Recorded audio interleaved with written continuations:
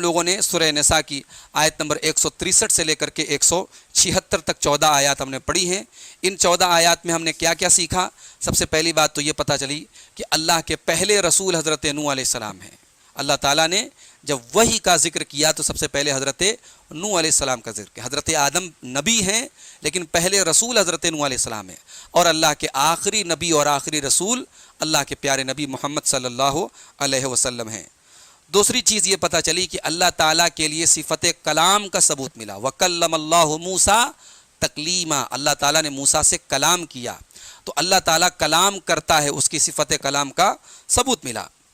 تیسری چیز یہ پتہ چلی کہ اللہ تعالیٰ کے رسولوں کو بھیجنے کی حکمت کیا ہے۔ اللہ تعالیٰ نے کیوں رسولوں کو بھیجا؟ تاکہ کل قیامت کے لوگوں کے پاس کوئی عذر باقی نہ بچے اور اللہ تعالیٰ کی جو حجت اور دلیل ہے وہ تمام ہو جائے، پوری ہو جائے۔ اسی طریقے سے ہمارے نبی صلی اللہ علیہ وسلم کی جو رسالت ہے وہ رسالت پوری انسانیت کے لیے، آپ اللہ کے آخری رسول ہیں، اب آپ کے بعد کوئی رسول نہیں آئے گا، پوری انسانیت کے لیے آپ کی رسالت عام ہے۔ اسی طریقے سے ایک بات یہ پتہ چلی کہ جب بندہ گمراہی میں بہت دور نکل جاتا ہے اور شر اور فساد کا راستہ اختیار کر لیتا ہے تو پھر توبہ کی توفیق اس سے چھین لی جاتی، پھر بہت مشکل ہوتا ہے کہ وہ توبہ کرے۔ اسی طریقے سے ایک بات یہ پتہ چلی کہ دین کے اندر غلو کرنا حرام ہے۔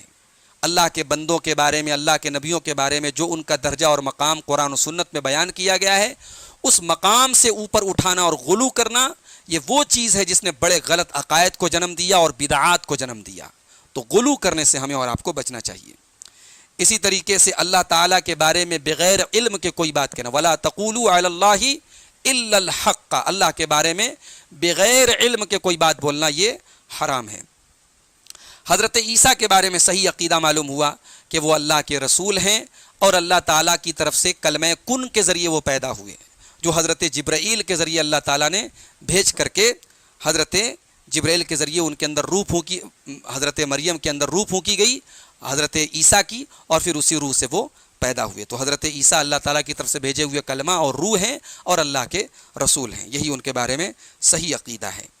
ایک بات یہ بھی پتہ چلی کہ حق بات کہنے سے، سچ بات کہنے سے آر محسوس کرنا، تکبر کرنا، گھمنڈ کرنا یہ حرام ہے۔ اور ایک بات یہ پتہ چلی کہ قرآن کریم کی دو اہم صفات پتہ چلی کہ قرآن برہان ہے اور قرآن نور ہے۔ قرآن ایک ایسی دلیل ہمیں دیتا ہے کہ اب اس کے بعد مزید کسی دلیل کی ضرورت نہیں ہے، اور قرآن نور ہے، وہ ضلالت اور گمراہی سے ہمیں بچاتا ہے، روشنی عطا کرتا ہے۔ اور ایک بات یہ پتہ چلی کہ جو اللہ کے نیک بندے ہوتے ہیں، جو اہل ایمان ہوتے ہیں، وہ تواضع اور خاکساری کے پیکر ہوتے ہیں، ان کے اندر تکبر نہیں ہوتا، گھمنڈ نہیں ہوتا، ان کے اندر ایگو نہیں ہوتا، انہیں یہ کہنے میں کبھی شرم محسوس نہیں ہوتی کہ ہم اللہ کے بندے ہیں، رسولوں کو بھی یہ کہنے میں کبھی آر محسوس نہیں کہ ہم اللہ کے بندے ہیں۔ یہی اللہ کے نیک بندوں کی پہچان ہے۔ اسی کے ساتھ سورہ نساء کی تفسیر مکمل ہوئی۔ اب انشاءاللہ ہم کل کے درس سے سورہ المائدہ کی تفسیر شروع کریں گے۔